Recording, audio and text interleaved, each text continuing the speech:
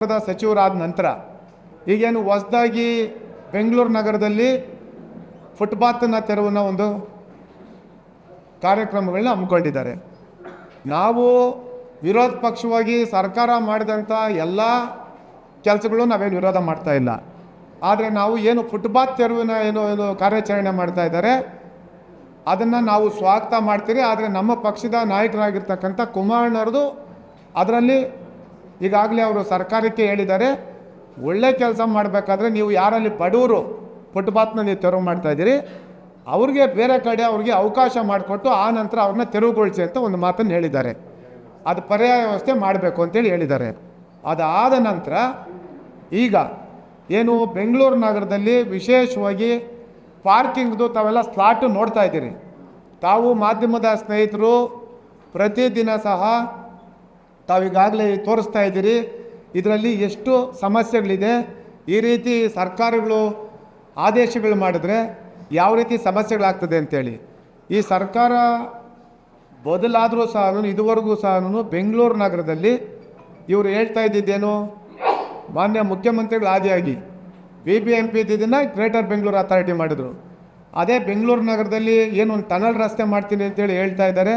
ಅದು ಇದುವರೆಗೂ ಸಹ ಅದಕ್ಕೆ ಏನು ನಮ್ಮ ರಾಜ್ಯ ಸರ್ಕಾರದಿಂದ ಎಲ್ಲಿ ನಮ್ಮ ಅದಕ್ಕೆ ಹಣ ಇದೆ ಅಂತೇಳಿ ಇದುವರೆಗೂ ಸಹ ಯಾರಿಗೂ ಸಹ ತೋರಿಸಲಿಲ್ಲ. ಆದರೆ ರಾಜಕೀಯವಾಗಿ ನಾನು ಟನಲ್ ರಸ್ತೆ ಮಾಡ್ತೀನಿ ಅಂತೇಳಿ ಹೇಳಿದ್ದಾರೆ. ಗುದ್ಲಿ ಪೂಜೆಯನ್ನು ಸಹ ಮಾಡಿದ್ದಾರೆ. ಆದರೆ ನಾನು ಅದಕ್ಕೆ ಸಂಬಂಧಪಟ್ಟಂತೆ ಇವತ್ತು ನಾವು ಪತ್ರಿಕಾಗೋಷ್ಠಿಯನ್ನು ಕರೆದಿರತಕ್ಕಂಥದ್ದು. ಬೆಂಗಳೂರು ನಗರದಲ್ಲಿ ತಾವೇನು ಮನೆಗಳು ವಾಸದ ಮನೆಗಳ ಹತ್ರನೂ ಸಹ ನೀವು ಪಾರ್ಕಿಂಗ್ ಮಾಡಬಾರ್ದು ಅಂತ ಹೇಳಿದ್ದೀರಿ.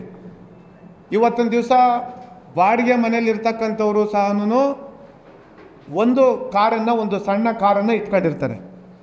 ಆದರೆ ಇವತ್ತು ಈ ಸರ್ಕಾರ ಹೇಳಿದ್ದಾರೆ 2030ಗೆ ನೀವು ಪಾರ್ಕಿಂಗ್ ಮಾಡೋ ಅವಶ್ಯಕತೆ ಇಲ್ಲ ಅಂತ ಹೇಳಿದ್ದಾರೆ.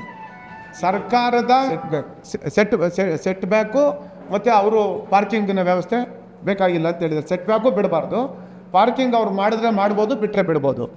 ಈ ಥರದ ಒಂದು ನಿಲುವನ್ನು ಸರ್ಕಾರ ತೆಗೆದುಕೊಂಡಿದೆ. ಆದರೆ ನಾನು ಹೇಳ್ತೀನಿ 2030 ಇರಲಿ, 30-40 ಇರಲಿ, 50-60 ಇರಲಿ, ಸಣ್ಣ ಪ್ರಮಾಣದ ಸೆಟ್ ಬ್ಯಾಕನ್ನಾದರೂ ಅದು ಬಿಡಲೇಬೇಕಾಗ್ತದೆ. ಯಾಕೆ ಅಂತಂದರೆ ಸರ್ಕಾರದ ದ್ವಂದ್ವ ನೀತಿ ಯಾವ ರೀತಿ ಇದೆ ಅಂತಂದರೆ ನಿಜಕ್ಕೂ ಸಹ ಸಾರ್ವಜನಿಕರು ಭಾಳ ಈ ಸರ್ಕಾರದ ವಿರುದ್ಧ ಬೇಸತ್ತೋಗಿದ್ದಾರೆ. ಕಾರಣ ಇಷ್ಟೇ, ಈಗೇನು ತಾವು ತೊಗೊಂಬಂದಿರ್ತಕ್ಕಂಥ ಕಾಯ್ದೆ ಏನು ಪಾರ್ಕಿಂಗಿನ ವ್ಯವಸ್ಥೆ, ನೀವು ಪಾರ್ಕಿಂಗ್ ಮಾಡಿದ್ರೆ ಮನೆ ಮುಂದೆನೂ ಸಹ ನೀವು ಅದಕ್ಕೆ ನಾವು ದಂಡವನ್ನು ಹಾಕ್ತೇವೆ, ನೀವು ಪಾರ್ಕಿಂಗ್ ಮಾಡಬಾರ್ದು ಅಂತೇಳಿ. ಬೆಂಗಳೂರು ನಗರ ಬೃಹದಾಕಾರವಾಗಿ ಬೆಳೆದೋಗಿದೆ. ಬೆಂಗಳೂರು ನಗರದಲ್ಲಿ ಯಾರ್ಯಾರು ಇವತ್ತಿನ ದಿವಸ ಡೆವಲಪರ್ಸು, ಬಿಲ್ಡರ್ಸು ಯಾರ್ಯಾರು ಬೇರೆ ಬೇರೆ ರಾಜ್ಯದಿಂದ ಬಂದು ಇಲ್ಲಿ ಮನೆಗಳು ಕಟ್ಟಿ ಮಾರಾಟ ಮಾಡಿ ಹೋಗಿದ್ದಾರೆ. ವಿಶೇಷವಾಗಿ ನಾನು ಇಡೀ ಬೆಂಗಳೂರು ನಗರದ್ದು ಮಾತಾಡೋಕೆ ಹೋಗಲ್ಲ, ಇಡೀ ಬೆಂಗಳೂರು ನಗರದ ಎಲ್ಲರಿಗೂ ಸಹ ಗೊತ್ತಿರ್ತಕ್ಕಂಥ ವಿಚಾರ. ವಿಶೇಷವಾಗಿ ಏನು ಖಾತಾ ಅಭಿಯಾನ ಅಂತೇಳಿ ಶುರು ಮಾಡಿದೆ ಸನ್ಮಾನ್ಯ ಕೃಷ್ಣ ಬೈರೇಗೌಡರ ಕ್ಷೇತ್ರದಿಂದ. ಕೃಷ್ಣ ಬೈರೇಗೌಡರ ಕ್ಷೇತ್ರದಲ್ಲೇ ಇವತ್ತೇನು ಬ್ಯಾಟರಾಯನಪುರ ವಿಧಾನಸಭಾ ಕ್ಷೇತ್ರ ಇದೆ, ಅಲ್ಲೇನು ಬಾಗ್ಲೂರು ಇವೆಲ್ಲ ಏನು ಬರ್ತಾ ಇದೆ, ಅಲ್ಲಿ ಖಾತಾನೂ ಇಲ್ಲ. ಸುಮಾರು 30-40 ಸೈಟಲ್ಲಿ ಸುಮಾರು 6 ಫ್ಲೋರು 7 ಫ್ಲೋರು ಕಟ್ಟಿ ಇವತ್ತು ಅವರು ಯಾರ್ಯಾರಿಗೋ ಮಾರಾಟ ಮಾಡಿ ಹೊರಟೋಗಿದ್ದಾರೆ. ಅಲ್ಲಿ ಖಾತಾನೂ ಸಹ ಇಲ್ಲ. ಇವರು ಎ ಖಾತೆಯಿಂದ ಬಿ ಖಾತೆಗೆ ಕನ್ವರ್ಟ್ ಮಾಡ್ತೀನಿ ಅಂತ ಹೇಳ್ತಾರೆ. ಆದರೆ ಇದುವರೆಗೂ ಸಹ ಅಂಥ ಒಂದು ಬಿ ಖಾತೆಯಿಂದ ಎ ಖಾತೆ ಕನ್ವರ್ಟ್ ಮಾಡ್ತೀನಿ ಅಂತ, ಆಮೇಲೆ ಹಿಂದೆ ಯಾರು ಮ್ಯಾನ್ಯಲ್ ಎ ಖಾತೆ ಮಾಡ್ಕೊಂಡಿದ್ರು ಹಿಂದೆನೂ ಸಹ ನಾವು ಭಾಳ ಬಾರಿ ಹೇಳಿದ್ದೀವಿ. ಆ ಎ ಖಾತೆ ಏನಿತ್ತು ಅದೇನು ಮ್ಯಾನ್ಯಲ್ ಕೊಟ್ಟಿದ್ರು. ಈಗ ಅದನ್ನು ಮತ್ತೆ ನೀವು ಪ್ರತಿಯೊಬ್ಬರು ಸಹ ಎಲ್ರಿಗೂ ತೊಂದರೆ ಆಗ್ತಾಯಿದೆ. ಇವತ್ತೇನು ಅದನ್ನು ಮತ್ತೆ ನೀವು ಬಿ ಖಾತೆಗೆ ನೀವು ಎ ಖಾತೆ ನೀವು ಏನು ಈ ಖಾತೆ ಮಾಡ್ತೀನಿ ಅಂತ ಹೇಳ್ತಾ ಇದ್ದಾರಲ್ಲ, ಮ್ಯಾನ್ಯಲ್ ಖಾತೆ ಇದ್ದಿದ್ದನ್ನು ನೀವು ಈ ಖಾತೆ ಮಾಡ್ತೀನಿ ಅಂತೇಳಿ ಹೇಳ್ತಾ ಇದ್ದೀರಿ. ಅದಕ್ಕೆ ನೀವೇನು 5% ಕೊಡ್ತೀರಿ, ರಿಬೇಟ್ ಕೊಡ್ತೀರಿ ಅಂತ ತಾವೇನು ಹೇಳ್ತಾ ಇದ್ದೀರಿ. ಇದುವರೆಗೂ ಸಹ ತಾವು ನೋಡಿ ಪಾಲಿಕೆವಾರು ಸುಮಾರು 250-300 ಪ್ರಕರಣ ಅಷ್ಟೇ, ಸಾವಿರಾರು ಖಾತಾ ಇದ್ದರೂ ಸಹ ಅಪ್ಲೈ ಮಾಡಿರ್ತಕ್ಕಂಥದ್ದು ಬರೀ 250-300 ಜನ. ಪ್ರತಿಯೊಂದು ಪಾಲಿಕೆಗಳಲ್ಲೂ ಸಹ ಯಾರೂ ಸಹ ಜನ ಇದಕ್ಕೆ ಉತ್ಸುಕತೆ ತೋರಿಸ್ತಾ ಇಲ್ಲ. ಕಾರಣ ಇಷ್ಟೇ, ಅಲ್ಲಿ ಹೋದಂಥ ಸಂದರ್ಭದಲ್ಲಿ ಅಲ್ಲೇನು ಒಂದು ಭ್ರಷ್ಟಾಚಾರ ತುಂಬಿ ತುಳುಕ್ತಾ ಇದೆ. ಆ ಭ್ರಷ್ಟಾಚಾರದ ವ್ಯವಸ್ಥೆ ಹೇಗಿದೆ ಅಂತಾರೆ, ನೀವು ಮ್ಯಾನ್ಯಲ್ ಖಾತಾ ಯಾವುದೋ ಕಾಲದಲ್ಲಿ ಮಾಡ್ಕೊಂಡಿರ್ತಕ್ಕಂಥವ್ರು ಇವತ್ತು ಈ ಖಾತಾ ಮಾಡ್ಕೊಳಕ್ಕೆ ಹೋದರೆ ಅದಕ್ಕೂ ಸಹ ಅಲ್ಲಿರ್ತಕ್ಕಂಥ ಆರ್ ಐಗಳಿಗೆ, ರೆವಿನ್ಯೂ ಇನ್ಸ್ಪೆಕ್ಟರ್ಗಳಿಗೆ, ಎ ಆರ್ ಒಗಳಿಗೆ ಅಲ್ಲಿ ಹಣ ಕೊಡದೆ ಏನೂ ಆಗ್ತಾಯಿಲ್ಲ. ಆಮೇಲೆ ಇಲ್ಲಿ ಅವರೇನು ಸ್ವಲ್ಪ ಇಲ್ಲಿಂದ ನಾವೆಲ್ಲ ಸರಿ ಮಾಡ್ತೀವಿ ಅಂತೇಳಿ ಹೇಳ್ತಾ ಇದ್ದಾರೆ.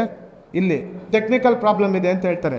ಅದ್ರದ್ದು ಉದಾಹರಣೆಗೆ ನೋಡಿ, ನಾನು ತೊಗೊಂಬಂದಿದ್ದೀನಿ, ಭಾಳ ಚೆನ್ನಾಗಿ ಒಂದು ಇದನ್ನು ಹಾಕ್ಕೊಂಡಿದ್ದಾರೆ. ಏನು, ಮಾನ್ಯ ಮುಖ್ಯಮಂತ್ರಿಗಳ ಫೋಟೋ, ಉಪಮುಖ್ಯಮಂತ್ರಿಗಳ ಫೋಟೋ, ಕೃಷ್ಣ ಬೈರೇಗೌಡರ ಫೋಟೋ ಹಾಕ್ಕೊಂಡು ಇವತ್ತೇನು ಒಂದು ಇದನ್ನು ಇದು ಮಾಡ್ತಾ ಇದ್ದಾರೆ. ಬರೀ ಫೋಟೋ ನೋಡ್ಲಿಕ್ಕೆ ಚೆನ್ನಾಗಿದೆ, ಇದರಲ್ಲಿ ಎಷ್ಟು ಸಮಸ್ಯೆ ಇದೆ ಅಂತ ಹೇಳ್ತೀನಿ ನೋಡಿ. ಇದರಲ್ಲಿ ಎಷ್ಟು ಸಮಸ್ಯೆ ಇದೆ ಅಂತೇಳಿ, ಎಷ್ಟು ಸಮಸ್ಯೆ ಇದೆ ಅಂತಂದರೆ, ಉದಾಹರಣೆಗೆ ಸರ್, ಕೃಷ್ಣ ಬೈರೇಗೌಡರ ಕ್ಷೇತ್ರದಲ್ಲಿ ನಾನು ಹೇಳ್ತಾ ಇರ್ತಕ್ಕಂಥದ್ದು ಬ್ಯಾಟ್ರಾಯನ್ಪುರದಲ್ಲಿ ಇವತ್ತು ಆ ಕಟ್ಗೆನಹಳ್ಳಿ ಅಂತ ಏನು ಬರ್ತದೆ, ಅಲ್ಲಿ 30-40 ಸೈಟ್ಗೆ ಎಷ್ಟು ಹಾಕಿದ್ದಾರೆ ಅಂತಂದರೆ ಸರ್, 30-40 ಸೈಟ್ಗೆ ಸರ್, ಸೈಟ್ ನಂಬರ್ 1, 2, 3 ಹಾಕಿದ್ದಾರೆ 13,88,00,000 ಅಂತ ಹಾಕಿದ್ದಾರೆ. 88,000 ಇದಕ್ಕೆ 13,88,000 ರೂಪಾಯಿ. ಅದೇ ರೀತಿ 4, 5, 6ನೇ ಸೈಟ್ಗೆ 3.30 ಅಂದರೆ 3,30,000 ಅಂತ ಹಾಕಿದ್ದಾರೆ.